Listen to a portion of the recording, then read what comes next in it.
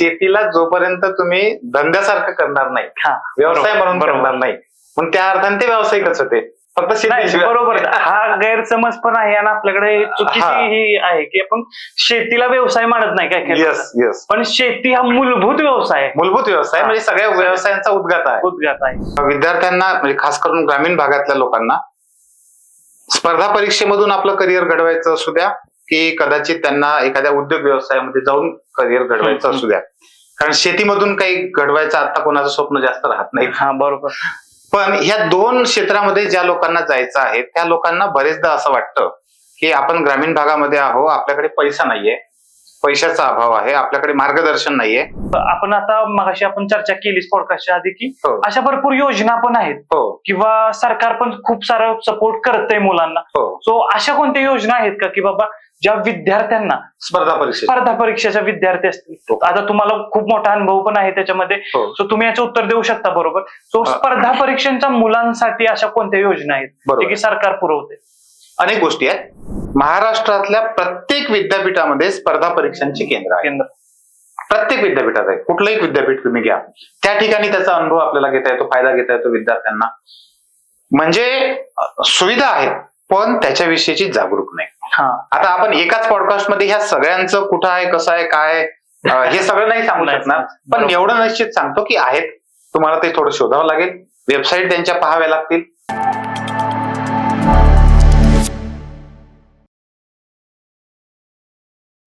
नमस्कार सर्वांचं company of content मध्ये स्वागत आहे. तर आजचे आपले गेस्ट आहेत डॉक्टर विशाल बेदुरकर सर. मी थोडक्यात सरांची माहिती सांगतो. सरांचा खूप मोठा अनुभव आहे, शासकीय अनुभव असेल ऍज अ टीचर किंवा व्यवसायात पण सरांचा पारंपरिक व्यवसाय आहे त्याच्यात पण अनुभव आहे. सर एक स्वतः शासकीय अधिकारी होते, त्याच्यानंतर त्यांनी एक ज्ञानज्योती एज्युकेशन अकॅडमी म्हणून स्पर्धा परीक्षा असेल किंवा विद्यार्थ्यांच्या मार्गदर्शनासाठी एक अकॅडमी काढली. त्याच्यात सध्या सर काम करत आहेत, कंटिन्युअस मुलांना मार्गदर्शन देण्याचं काम सर करत आहे. त्या व्यतिरिक्त सरांचा एक व्यवसायात पण मोठा वाटा आहे, कारण की मला वाटतंय आमचं बोलणं झालं की सरांच्या वडिलांपासून, सर वडील पण व्यावसायिक होते, ते तिथून त्यांच्या व्यवसायाला पण खूप मोठा एक टच आहे. सो सर जे ऑलरेडी आपले जे प्रेक्षक आहेत त्यांना तर तुमचं इंट्रोडक्शन माहितीच आहे, पण जे नवीन प्रेक्षक आहेत किंवा नवीन आज प्रेक्षक बघायला आलेले आहेत त्यांना जास्त काही तुमच्याबद्दल माहिती नाही, त्यांच्यासाठी एक छोटस तुमच्याकडून सर इंट्रोडक्शन. नमस्कार. माझं जे मूळ गाव आहे ते यवतमाळ जिल्ह्यामध्ये घाटंजी तालुक्यात पंगडी नावाचं गाव आहे. तुम्ही मगाशी जे म्हटलं की वडील व्यावसायिक होते का, तर ते व्यावसायिक होते पण शेती व्यावसायिक होते. म्हणजे शेती करायचे थोडक्यात. आणि माझे वडील नेहमी म्हणायचे की शेतीला जोपर्यंत तुम्ही धंद्यासारखं करणार नाही, व्यवसाय म्हणून करणार नाही, मग त्या अर्थाने ते व्यावसायिकच होते. फक्त शेती. बरोबर. हा गैरसमज पण आहे आणि आपल्याकडे चुकीची ही आहे की आपण शेतीला व्यवसाय मानत नाही काय. Yes yes. पण शेती हा मूलभूत व्यवसाय आहे. मूलभूत व्यवसाय म्हणजे सगळ्या व्यवसायांचा उद्गात आहे. मी तर नेहमी असं म्हणत असतो की शेती ह्या आपल्या एकूण मानवजातीच्या संस्कृतीचा पायाच शेतीपासून सुरू झालाय. बरोबर आहे. आणि अशा शेती पासून माझी सुरुवात झाली. 5वी पर्यंतचं शिक्षण तिथेच जिल्हा परिषदच्या शाळेत झाला. त्यानंतर तालुका आमचा घाटंजी तालुका आहे, त्या ठिकाणी सिद्धार्थ हॉस्टेलमध्ये मला 6व्या वर्गामध्ये मिळाला. 6वी पासून 9वी पर्यंतचं शिक्षण त्या ठिकाणी घाटंजीला झालं. मग समर्थ विद्यालय आहे त्या ठिकाणी, तिथे पूर्ण शिक्षण झालं. काही कारणास्तव त्यावेळेस थोडीशी आमची परिस्थिती खूप खराब असल्यामुळे, आणि त्यावेळेसची हॉस्टेलची फी असायची 10 रुपये महिन्याला, पण रस्ते नसायचे आणि तो एक स्वतंत्र विषय आहे. पण मग मी परत पुन्हा 10व्या वर्गासाठी गावाजवळच एक सायतखेडा नावाचं गाव आहे त्या ठिकाणी आलो. त्या ठिकाणी 10वी झाली. नंतर 11वी 12वी पुन्हा शासकीय वसतिगृहामध्ये तालुक्याच्या ठिकाणी सायन्स त्या ठिकाणी झालं. आणि तुम्हाला माहित असेल त्यावेळेस डीएडचं खूप हे असायचं, खूप ते एक वेव चालू होती. वेव सुरू होती. मग डीएड केलं 2 वर्ष मी. डीएड झाल्यानंतर प्राथमिक शिक्षक म्हणून जवळजवळ 14 वर्ष सेवा केली. अरे वा. 2007-8 मध्ये स्पर्धा परीक्षेचा पहिल्यांदा संबंध आला, माहित झाला, आणि तिथनं तो प्रवास सुरू झाला. राज्यसेवेची परीक्षा 2012 सालीची जी आहे ती पास होऊन मी 1 जानेवारी 2013 वित्त आणि लेखा अधिकारी म्हणून रुजू झालो यवतमाळला कलेक्टर ऑफिसला. जवळजवळ 10 वर्षाची राजपत्रित अधिकारी म्हणून एक राज्यसेवेची परीक्षा असते, त्या परीक्षेतून ती सेवा पूर्ण केली आणि त्यानंतर तिकडनं म्हणजे त्या सेवेला रामराम करून मग पूर्ण वेळ पुन्हा टीचिंग मध्ये आलो. म्हणजे तुम्ही असं म्हणू शकता की शिक्षकाकडून शिक्षकाकडे असा हा प्रवास थोडक्यामध्ये आहे. Yes. पण मध्यंतरीच्या काळामध्ये मग असं हे जे स्थित्यंतर होत गेले, बदल होत गेले, त्याच्यामुळे एक लक्षात आलं की ग्रामीण भागातला जो युवक आहे तर त्या युवकाच्या आयुष्यामध्ये जे बदल होत आहेत त्याचे आपण साक्षी आहोत. आणि मग त्या दृष्टीने मी ट्रेनिंग फील्डमध्ये सुद्धा स्वतःच म्हणजे हे नुसतं स्पर्धा परीक्षाच नाही तर स्पर्धा परीक्षेच्या व्यतिरिक्त जे छोटे छोटे उद्योग अनेक लोकांना करायचे असतात त्या उद्योगासाठीचं ट्रेनिंग असेल, स्वतःला मोल्डअप करण्यासाठी जे सॉफ्ट स्किल आपल्याला पाहिजे असतात, टाइम मॅनेजमेंट आहे, एनर्जी मॅनेजमेंट सारखं आहे, किंवा उद्योगांमध्ये मग शासकीय सेवांचा उपयोग कशा पद्धतीने आपण करू शकतो, बरोबर, अशा दृष्टीने वेगवेगळे ट्रेनिंग फील्ड सुद्धा आता म्हणजे त्यामध्ये मी काम करतो. तुम्ही एका मध्यमवर्गीय फॅमिलीतून एका ग्रामीण भागातून येताय, बरोबर आहे. तर माझा असा पहिला प्रश्न आहे की ग्रामीण भागातून जेव्हा विद्यार्थी येतात तेव्हा विद्यार्थ्यांना भरपूर सारे प्रश्न असतात. बरोबर आहे. त्याच्या व्यतिरिक्त सगळ्यात मोठा प्रश्न असतो म्हणजे तो पैशांचा. बरोबर. जेव्हा ते स्पर्धा परीक्षा किंवा कोणतीही परीक्षेचं प्रिपरेशन करण्यासाठी जेव्हा शहरी भागात येतात तेव्हा मानसिकता तर ते तयार असतातच, पण सगळ्यात मोठा प्रश्न येतो तो म्हणजे फायनान्शियल प्रॉब्लेम. सो सर त्यांना आपण सुरुवात करूया ग्रामीण जे कॅन्डिडेट आहेत त्यांच्यापासून की त्यांना कोणते अडचणी येतात, कारण की तुम्ही स्वतः पण अनुभव घेतलेला आहे, तुम्ही पण शून्यातून तुमचं विश्व निर्माण केलेलं आहे, ग्रामीण भागातून तुम्ही आला, सो याचं परफेक्ट उत्तर तुम्हीच देऊ शकता सर. खूपच महत्वाचं आहे आणि थोडस मी असं म्हणेन की त्याला धक्कादायक उत्तर आहे. याचं धक्कादायक याच्यासाठी की विद्यार्थ्यांना म्हणजे खास करून ग्रामीण भागातल्या लोकांना स्पर्धा परीक्षेमधून आपलं करिअर घडवायचं असू द्या की कदाचित त्यांना एखाद्या उद्योग व्यवसायामध्ये जाऊन करिअर घडवायचं असू द्या, कारण शेतीमधून काही घडवायचं आता कोणाचं स्वप्न जास्त राहत नाही. हा बरोबर.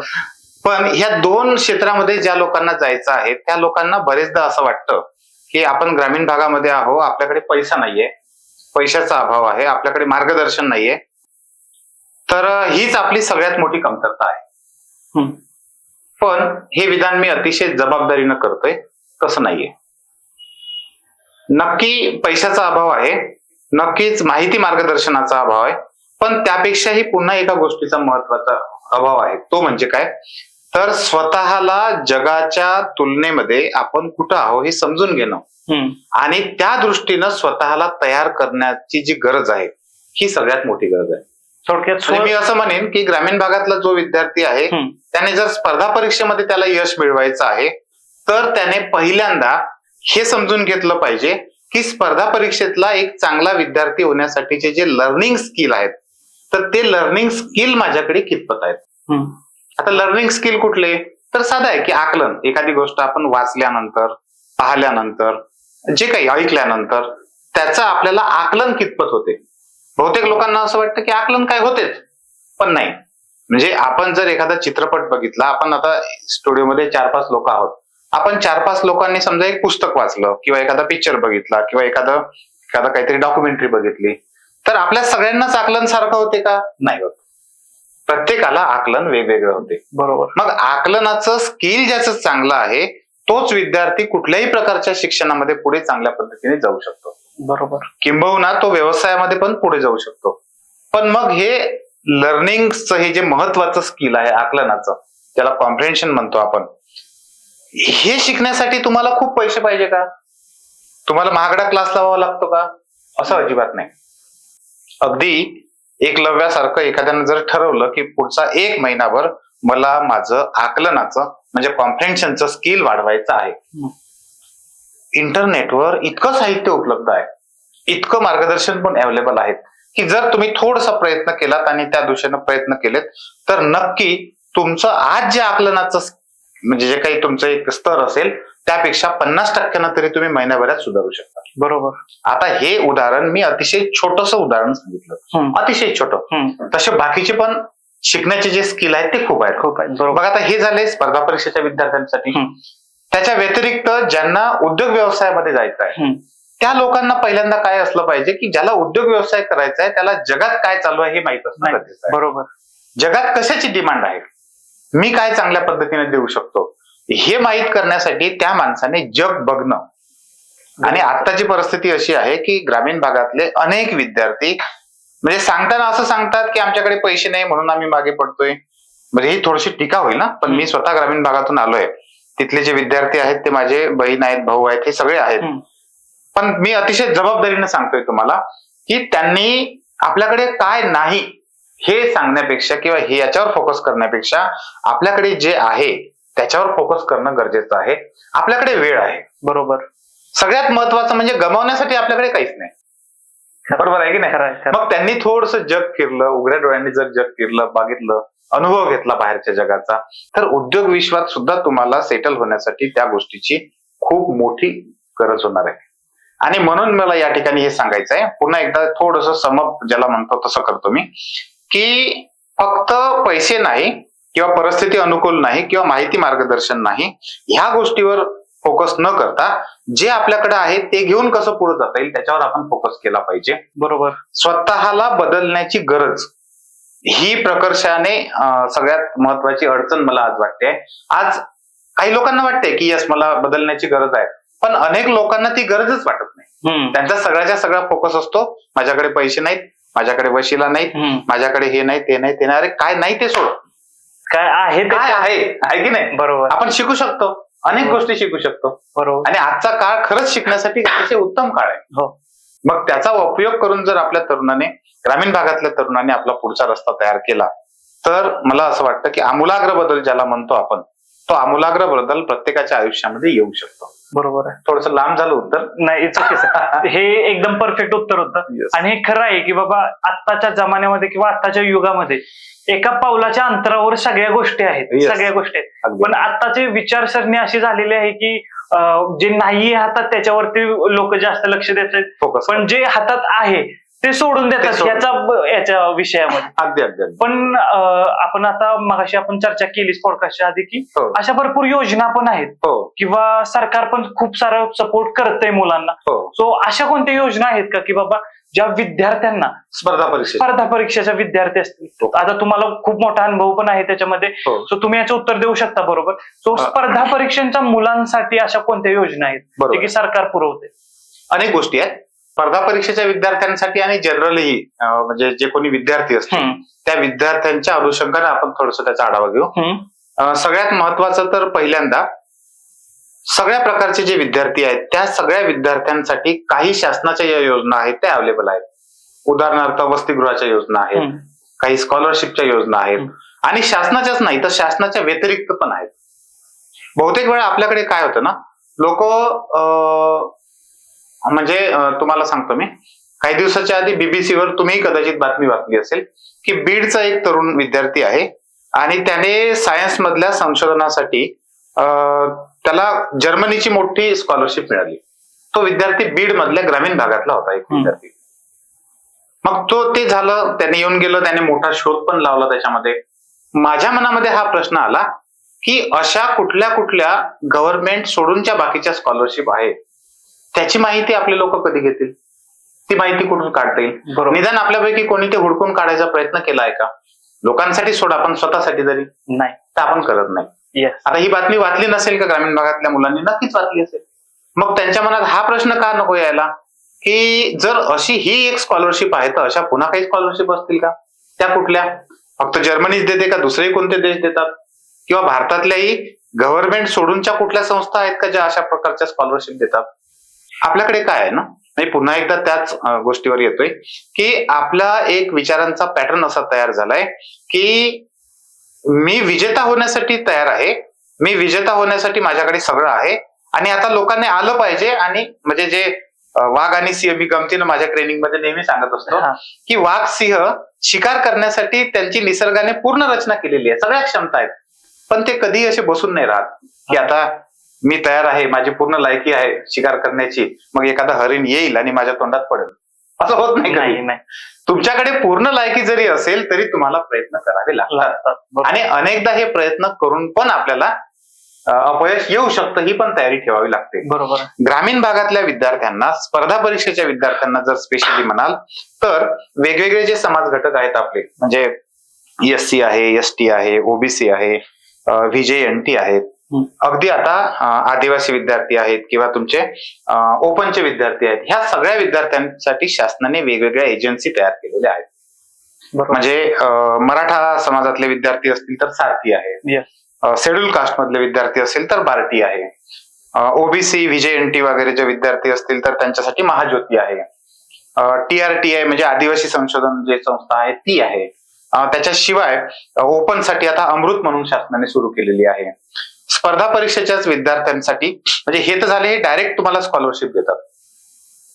याच्या व्यतिरिक्त SIAC state institute of administrative career मुंबईला आहे आणि त्याच्या ब्रँचेस वेगवेगळ्या जिल्ह्यांमध्ये आता सुद्धा महाराष्ट्रात एकूण 6 ठिकाणी कार्यरत आहे. त्या ठिकाणी मोफत स्पर्धा परीक्षेचं प्रशिक्षण मिळतं, राहण्या जेवणाची सुविधा होते, ह्या सुविधा सुद्धा आहेत. त्याच्या व्यतिरिक्त महाराष्ट्रातल्या प्रत्येक विद्यापीठामध्ये स्पर्धा परीक्षांची केंद्र आहे.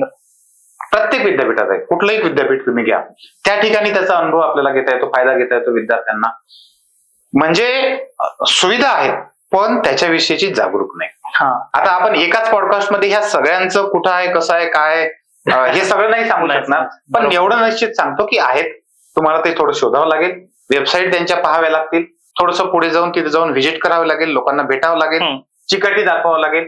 समजा मी ओबीसी मधून येतोय तर मला गेलं पाहिजे की महाज्योतीची वेबसाईट कुठं आहे, महाज्योतीच्या वेबसाईटवर जाऊन कुठल्या कुठल्या योजना आहेत, फोन करा, ईमेल करा. आणि आजकाल सगळ्याकडे मोबाईल आहेत, तुम्ही ईमेल तर नक्की करू शकता, फोन तर करू शकता. तर हे सगळं जे आहे हे सगळं जर केलं तर ह्या खूप साऱ्या योजना आहेत. म्हणजे ह्या ज्या योजना आहेत ह्या योजना ट्रॅडिशनल आहेत आणि याच्या व्यतिरिक्तच्या ज्या योजना आहेत त्या आपल्याला शोधाव्या लागतात. बरोबर, जसं मी तुम्हाला म्हटलं प्रायव्हेटच्या आहेत, काही चांगल्या एनजीओ राबवतात असं. अशा भरपूर योजना आहेत ज्या की विद्यार्थ्यांना सपोर्ट करण्यासाठी मदत करतात. काही सरकारी आहेत, काही प्रायव्हेट आहेत. पण मला असा प्रश्न विचारायचा होता की सर, कारण मॅक्झिमम 90% विद्यार्थ्यांना योजना काय आहेत हे माहितीच नसतं एकतर, आणि एक असा गैरसमज निर्माण झालाय की योजनेचा पैसा भेटतच नाही. तर मला सांगा की सर, आता तुम्हाला अनुभव आहे या गोष्टींचा, तर विद्यार्थ्यांना या गोष्टी माहिती नाहीयेत का कुठेतरी सरकार कमी पडत? सरकारने जागरूकता कशी केली पाहिजे योजनांबद्दलची? सरकार ते जागरूकता करण्यासाठी सरकार विशेष काही करत नाही, हे सत्य आहे. पण आपण सरकारनं काही करेल याची वाट पाहणं हे आपण मूर्खपणा आहे. बरोबर आहे, गरज आपल्याला आहे. बरोबर, पुढे आपल्याला जायचंय, प्रगती आपल्याला करायची आहे, आपल्याला आपल्या जीवनाचा स्तर सुधारायचा आहे, तर पुढाकार घेऊन काम पण आपण केलं पाहिजे. आपण काय करू शकतो की मी ज्या कोण्या गटातून येतो, मी ज्या कोण्या भागातून येतो, मी ज्या कुठल्या शहरी किंवा ग्रामीण जिथून कुठून येतो, त्या प्रत्येक ठिकाणी काही ना काही सुविधा आहेत. स्वतः जाऊन त्याचा शोध घेणे, बरोबर, एकतर जाऊन शोध घेणे, वेबसाईट घेणे, कोणाच्या ओळखीने आपल्याला काही माहिती मिळते का ते बघणे. दुसरी महत्वाची गोष्ट अशी आहे ह्या सगळ्यांमध्ये की हे सगळं करत असताना तुम्हाला निगेटिव्ह बाजू सांगणारे खूप लोक असतात. बरोबर, म्हणजे समजा तुम्ही म्हटलं की मला सारथीच्या योजनांचा फायदा घ्यायचा आहे आणि तुम्ही एखाद्या तुमच्या ओळखीतल्या माणसाजवळ हे बोललेत की दाट शक्यता जास्त ही आहे की तो नक्की तू सारथीमध्ये जा आणि त्याचा फायदा घे, माहिती घे, असं म्हणण्यापेक्षा असं 1-2च म्हणणारे भेटतील, पण 8 लोक तुम्हाला असं म्हणणारे भेटतील, अरे त्याच्या काय मागे लागला, ते कुठे भेटत असते का आपल्याला, बरोबर, त्याच्या मागे नको लागू. खरं, म्हणजे आज दुर्दैवानं ही नकारात्मक परिस्थिती जास्त आहे. बरोबर, पण ज्याला समोर जायचं आहे त्याने हे लक्षात ठेवायचं की नकारात्मक परिस्थिती टाळून, जे सांगणारे आहेत त्यांना टाळून तुम्ही जे सकारात्मक आहे त्या दिशेनं स्वतः गेलं पाहिजे. बरोबर आहे. आणि मी पण एक विद्यार्थी दशेतूनच आलोय. सो एक काही प्रकार आहे माहितीये का विद्यार्थ्यांच्यात, किंवा सरकारी योजना माहिती जरी असल्या तरी त्यासाठी कष्ट नाही करायचं, ते प्रयत्न नाहीत करायचे, कारण की डॉक्युमेंटेशनचं काम असतं की भरपूर सारे डॉक्युमेंटेशन व्हेरिफिकेशनला पाठवायचे असतात किंवा ती प्रोसेस करायची असते. ती प्रोसेसला कंटाळून निम्मे लोक ते प्रोसेसच करत नाहीत, तर इथं भरपूर लोक अडकून जातात. असं पण आहे. ते का अडतात तर पुन्हा सांगतो तुम्हाला.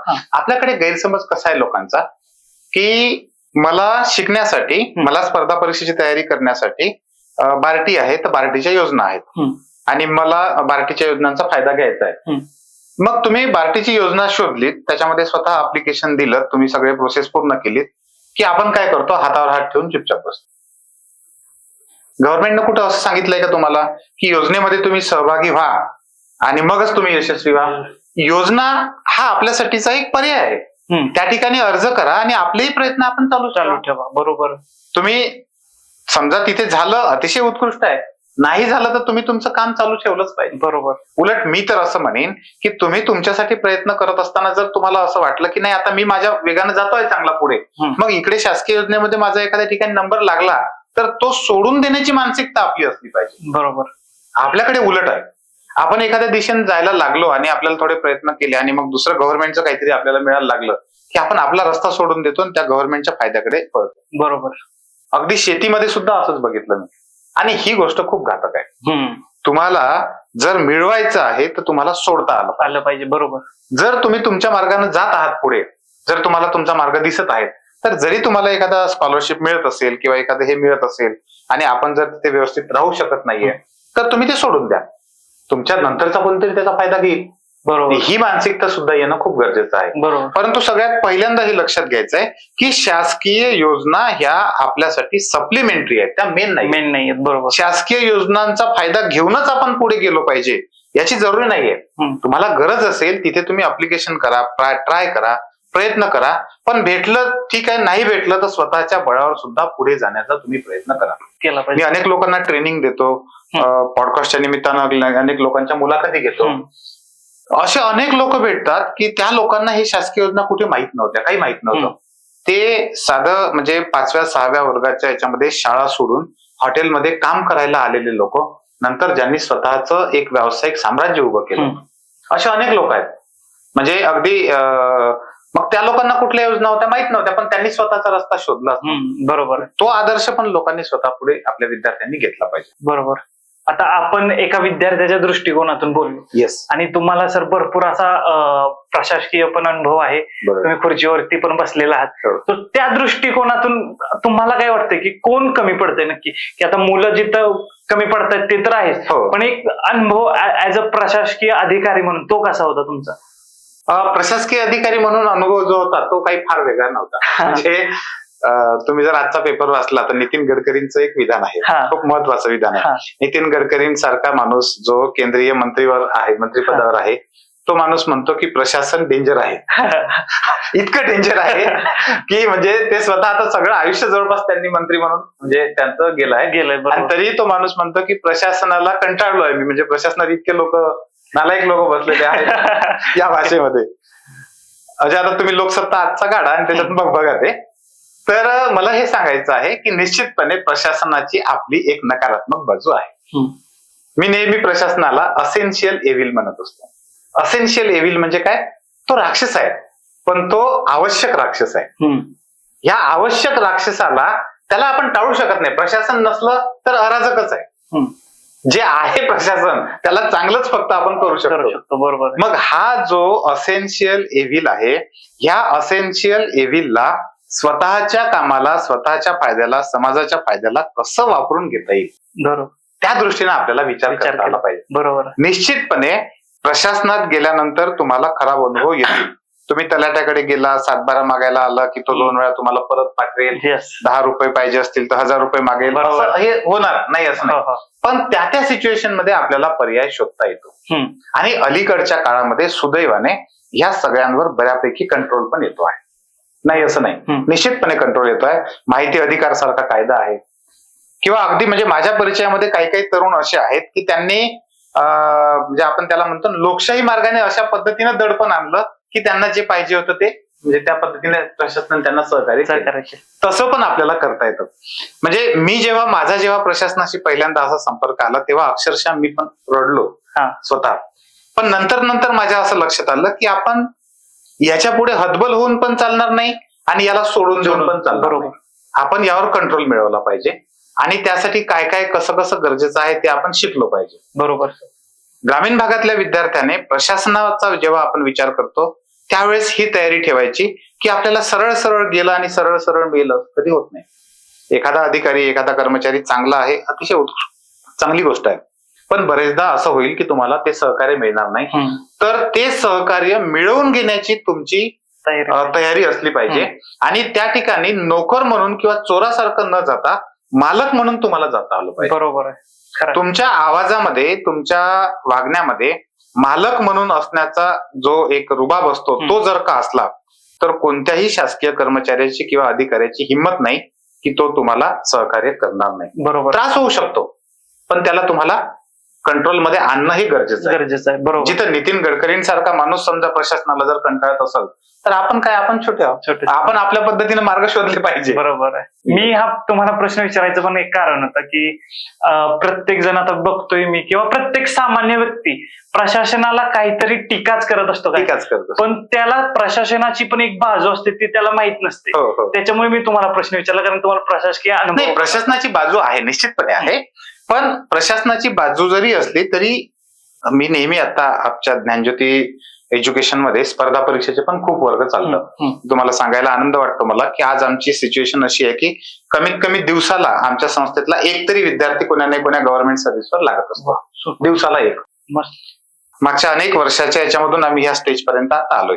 पण ह्या प्रत्येक विद्यार्थ्याला, तो बँकेत लागणारा असू द्या, तो IAS ऑफिसर होणारा असू द्या, किंवा तो एखादा PSI म्हणून होतो, तहसीलदार म्हणून होऊ द्या, कुठले, प्रत्येकाला माझं सांगणं काय राहतं की ठीक आहे, तुम्ही सिस्टीम मध्ये गेल्यानंतर सिस्टीमचा भाग होणार आहात, हे तुम्ही सगळ्यांनी हे केलेलं आहे. परंतु हे पण लक्षात घ्या, तुम्हाला क्रांतिकारक व्हायचं नाहीये, पण तुम्हाला मागच्यासारखंच पुढे चालवणारे असं पण व्हायचं नाही. तुम्ही थोडा बदल करा. तुमच्या ऑफिसमध्ये जर एक सर्वसाधारण माणूस तुम्हाला दिसतो आहे की ग्रामीण भागातून येणारा आहे, तर जरी समजा तुमचं काम नसेल तर त्याला विचारा की बाबा कुठून आलाय तू, काय अडचण आहे. तुमच्या ऑफिस मधला जर माणूस असेल आणि तो जर समजा बरेचदा काय होतं की खालचे जे कर्मचारी असतात त्यात अनेक असे लोक असतात की ते सहज टाळतात त्यांना, का वर्षानुवर्ष त्यांची कातडी अशी जाड झालेली असते. तुम्ही जर त्यांना सांगितलं, तुम्ही साधे अधिकारी आहात, पण तुम्ही जर त्यांना सांगितलं की हे असे असे व्यक्ती आहेत आणि तात्काळ यांचं जे काही असेल ते तात्काळ करून त्यांना सांगा, तर निश्चितपणे त्याचा फरक पडतो. बरोबर. बँकेत जे आमचे विद्यार्थी लागतात त्या प्रत्येक विद्यार्थ्याला आम्ही काय सांगतो की बँकेत गेल्यानंतर तुम्ही, तुमचे वडील जेव्हा बँकेत जात होते त्यावेळेस कशी परिस्थिती असायची तसा विचार करून तुम्ही बँकेत येणाऱ्या माणसांचा विचार केला पाहिजे. कारण ही संवेदनशीलता जर का तुमच्यामध्ये आली, मी असं नाही म्हणत की एका दिवशी तुम्ही खूप मोठा बदल कराल, पण निश्चितपणे आपला प्रशासन बदलेल आणि प्रशासन बदलण्याचा हाच सगळ्यात चांगला मार्ग आहे. बरोबर आहे. आणि जर प्रशासनातले लोक बदलले, नवीन येणाऱ्या मुलांकडूनच आपण ही अपेक्षा करू शकतो. जुन्या लोकांकडून अपेक्षा करण्यात काही अर्थ नाही. आणि प्रत्येक सामान्य व्यक्तीचा पण एक पाऊल ते चांगल्या बदलासाठी खूप महत्वाचं आहे, कारण खूप महत्वाचं आहे. प्रशासन हे पूर्ण जनतेमुळे तर उभं आहे. आणि मला तुम्हाला सांगायलाही आनंद वाटतो की मी स्वतः 10 वर्ष प्रशासनामध्ये राजपत्रित अधिकारी म्हणून काम केलंय. आता माझे शेकडो विद्यार्थी प्रशासनामध्ये अगदी IAS पासून तर खूप साऱ्या वेगवेगळ्या पदांवर काम पण करतायत. पण मला जे काही सकारात्मक किंवा आशास्थान वाटतं ते याच लोकांकडून वाटतं. निश्चितपणे याच्यामध्ये काही नालायक लोक आहेत, नाही असं नाही, पण बहुतेक नवीन जे मुलं आहेत ते बऱ्यापैकी संवेदनशील आहेत. असं नाही की ते खूप एकदम क्रांतिकारक पद्धतीने करतील, पण त्यांच्या वागणुकीमध्ये बदल आहे. त्यांचं जे प्रोफेशनल ऍटिट्यूड म्हणतो आपण त्याला, तो चांगला आहे. बरोबर. म्हणजे बऱ्यापैकी ह्या नवीन लोकांकडून आपण अपेक्षा करू शकतो अशी परिस्थिती आहे. आणि ही एक दिलासादायक गोष्ट आहे. नाही, हे चांगली पॉझिटिव्ह गोष्ट आहे की असे बदल होत आहेत. आताची पिढी ते बदल ऍक्सेप्ट करते. आता आपला डिस्कशन किंवा चर्चा झाली की विद्यार्थ्यांना कोणत्या योजना किंवा सुविधा आहेत, पण अशाच भरपूर साऱ्या सुविधा व्यवसाय करणाऱ्यांना पण आहेत किंवा व्यवसायात जे येत आहेत त्यांच्यासाठी पण भरपूर साऱ्या सुविधा जे की सरकार प्रोव्हाइड करते, किंवा काही प्रायव्हेट ट्रस्ट असतील किंवा प्रायव्हेट गोष्टी मध्ये पण भरपूर सुविधा आहेत. सो व्यवसायात अशा कोणत्या आहेत का सुविधा किंवा गव्हर्नमेंटच्या योजना? स्पर्धा परीक्षा करणाऱ्या विद्यार्थ्यांसाठी जेवढ्या सुविधा आहेत त्याच्या किमान 10 पट जास्त योजना ह्या व्यवसाय करू इच्छिणाऱ्या लोकांसाठी, किमान 10 पट. त्याचं नॅचरल आहे. त्याचं कारण काय, स्पर्धा परीक्षा करणारे जेवढे विद्यार्थी आहेत त्याच्यापेक्षा 10 पटीपेक्षा जास्त लोक आहेत की ज्यांना स्पर्धा परीक्षेचा सोडून दुसरे पर्याय शोधायचे आहेत. खूप विद्यार्थी आहेत. अडचण कुठे येते तुम्हाला सांगतो की लोकांना अशा योजना आहेत याच्याबद्दल तुम्ही मगाशी जसं म्हटलं, निगेटिव्हिटी खूप असते, होत नाही, करत नाही, मिळणार नाही, अशा प्रकारच्या शंका आहेत. पण आपण करून बघितलं का, ते महत्वाचं आहे. दुसरं महत्वाचं असं की खास करून महाराष्ट्रातल्या मुलांसाठी जर बोलायचं असेल तर महाराष्ट्रामध्ये कृषी हा खूप मोठा कंपोनंट आहे.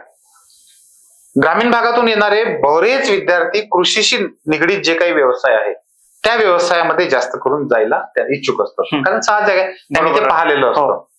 आणि आता मी कृषी आयुक्तालयाला अनेक वर्ष काम केलेलं होतं. कृषी आयुक्तालयाच्या किंवा कृषी विभागाच्या खूप साऱ्या योजना आहेत ज्या कृषीमध्ये ज्यांना उद्योग करायचे आहेत त्यांच्यासाठीच्या उपयोगाचे आहेत. म्हणजे अलीकडच्या काळामध्ये तुम्हाला आपण ज्याला फार्मर्स प्रोड्युसर कंपनी म्हणतो, त्या फार्मर्स प्रोड्युसर कंपनी सारख्या माध्यमातून पण जाता येतं. तो एक वेगळाच आणि एक नवीन पुन्हा मार्ग सुरू झालेला आहे. MSME ज्याला आपण म्हणतो, म्हणजे लघु उद्योग जे आहेत त्यांचे जे महामंडळ आहेत तिथं खूप सारे वेगवेगळे ट्रेनिंग होतात. त्याच्या वेगवेगळ्या योजना आहेत. अगदी भांडवलापासून तर तुम्हाला पुढे नेण्यासाठी मशिनरी उपलब्ध करून देण्यापर्यंत खूप साऱ्या योजना आहेत. खूप साऱ्या योजना आहेत.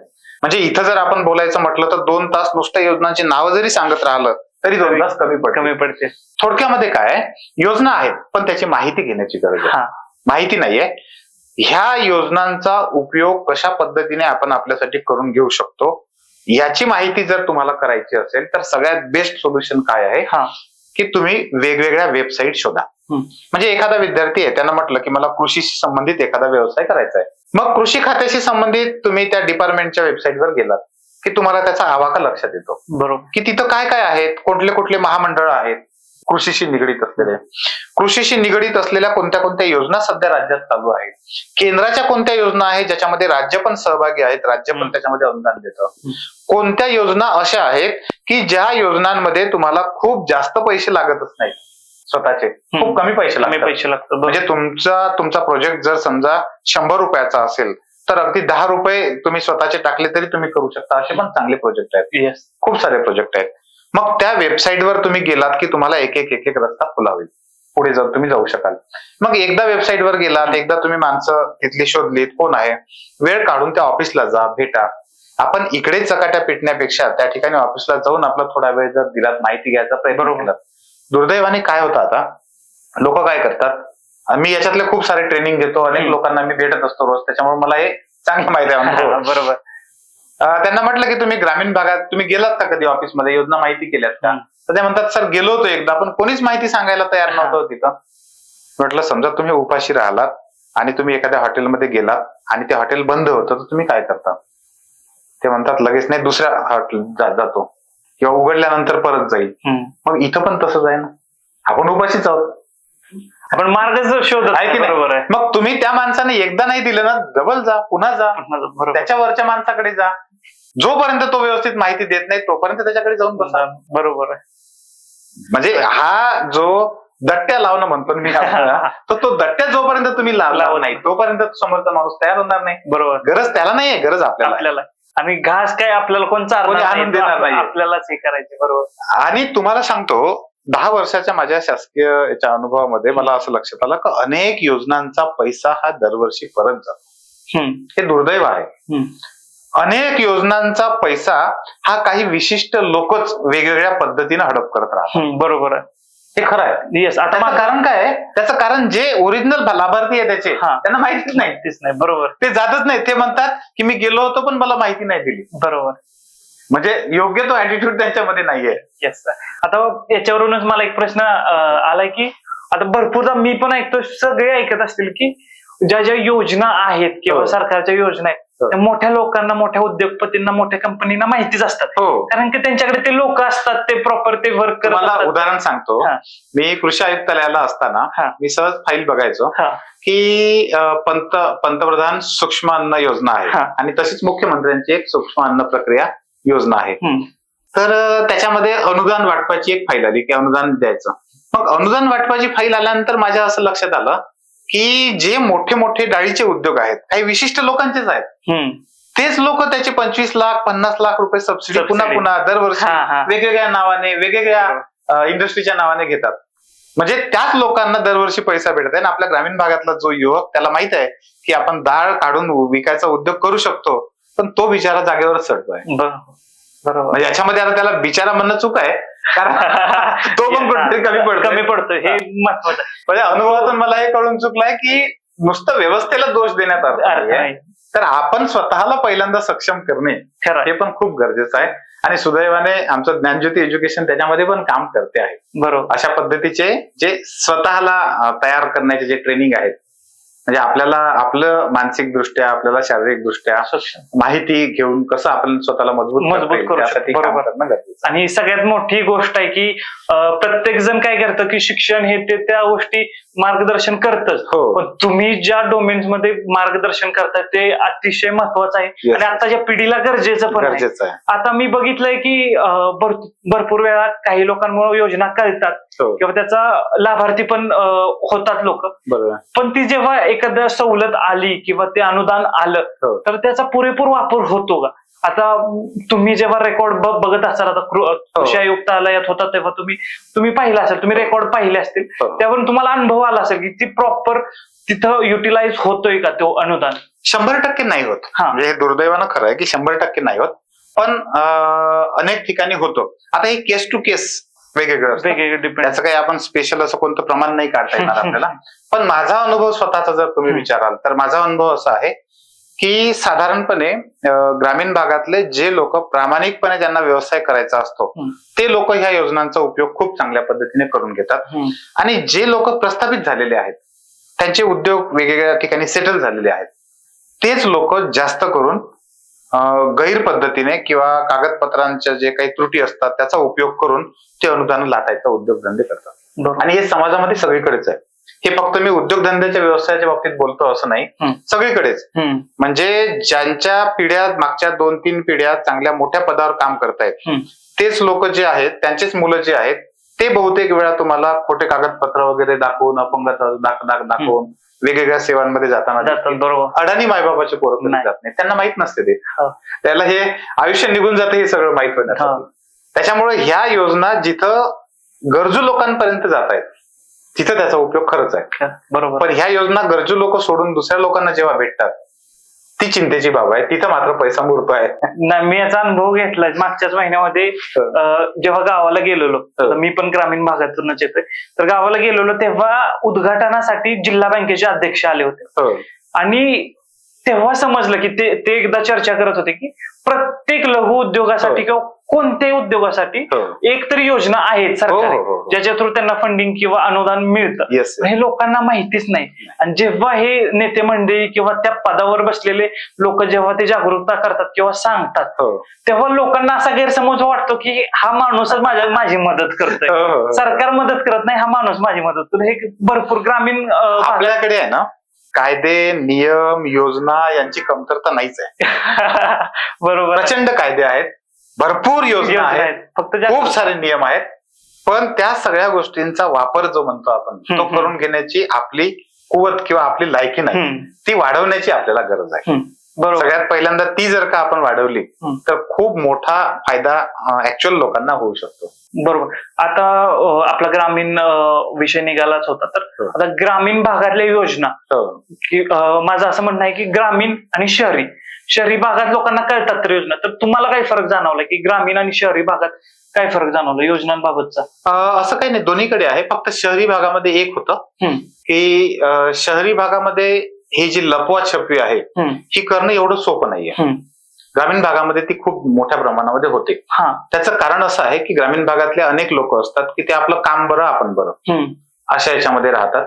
त्याच्यामुळं आपल्या म्हणजे अगदी तुम्हाला गंमत सांगतो, अगदी रस्त्याच्या रस्ते गायब झालेले आहेत ग्रामीण भागात. म्हणजे अगदी अख्खा रस्ता खाण्यापर्यंत आपले जे भेटलंय, सगळं दावलंय, ऑन पेपर तिथं रस्ता आहे असं दाखवलंय. पण म्हणजे इथपर्यंत आता ही अतिशयोक्ती जरी सोडून दिली याच्यामध्ये असं. पण शहरी भागामध्ये जनरली काय होतं, आता माहिती अधिकार आहेत, बरेच लोक शिकलेले असतात, त्यांना थोडीफार माहिती असते, कुठून नाही कुठून माहिती होते. आणि शहरी भागात खूप जास्त लोक जाणारे येणारे असतात. त्याच्यामुळे तिथं अशा योजना पचवून टाकणं ही एवढं सोपी गोष्ट नाही. आणि तिथं भ्रष्टाचार होत नाही असं नाही, तिथेही होतो, नक्की होतो, पण तिथं प्रमाण कमी आहे. बरोबर. आता मला विचारायचं होतं की ऑनलाईन आता डिजिटलायझेशन सगळीकडे झालेलं आहे, त्याच्यामुळे काही पॉझिटिव्ह परिणाम झालाय का? निश्चित होतोय.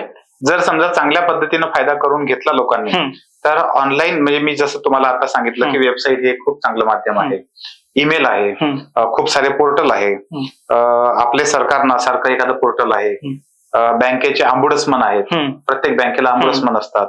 तर हे ऑनलाईन मुळेच शक्य आहे.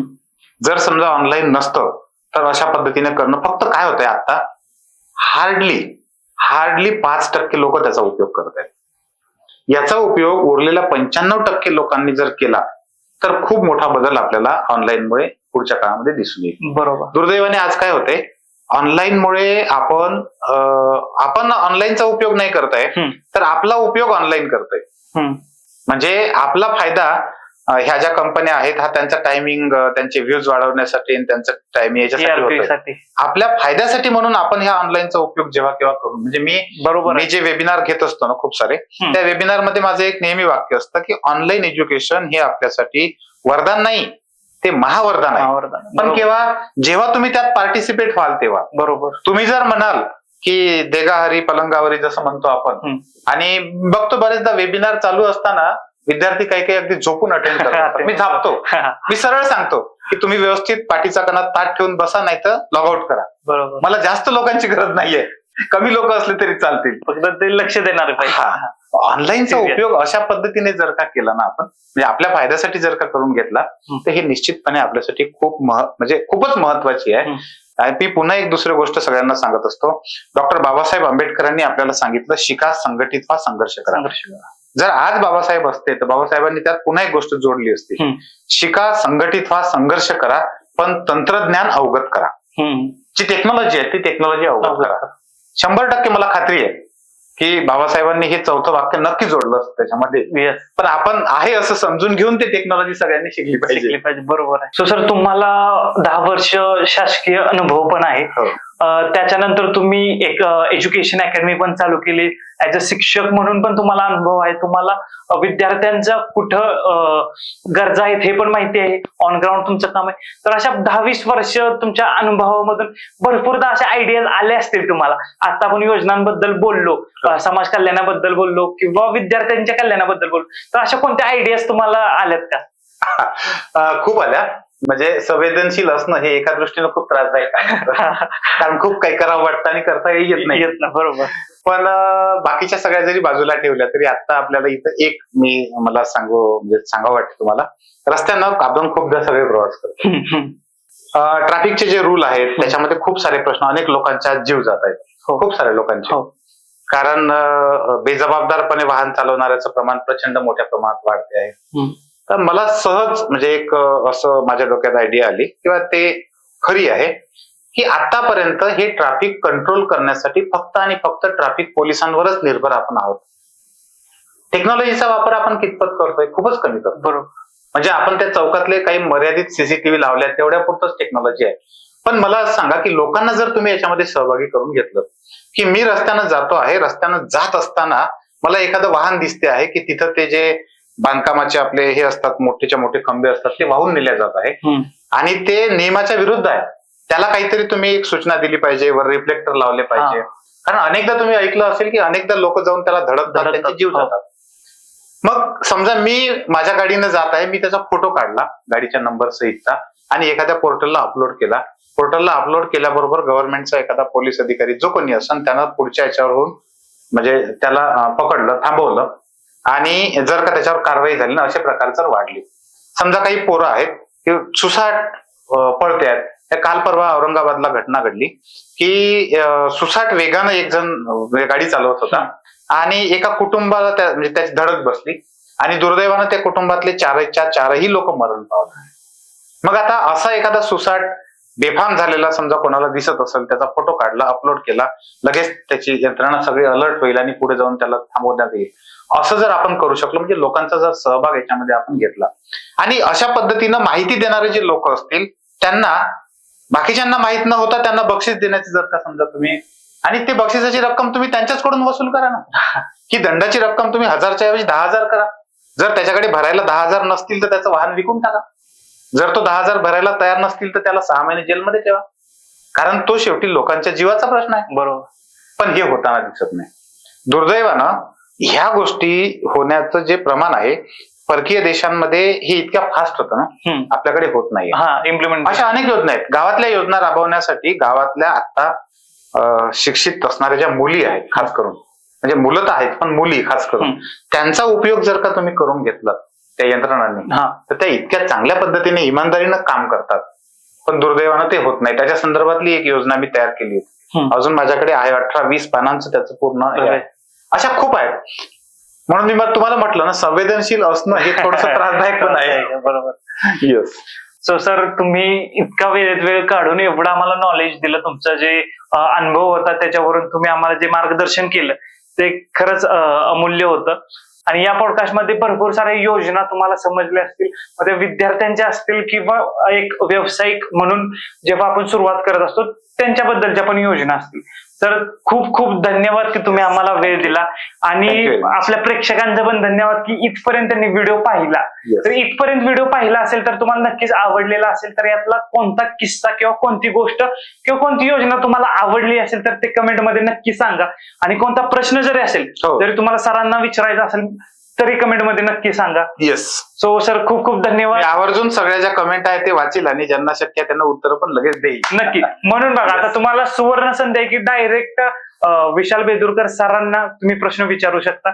सो सर, खूप खूप धन्यवाद. Yes. खूप खूप धन्यवाद. थँक्यू. जय हिंद, जय महाराष्ट्र, जय शिवराय.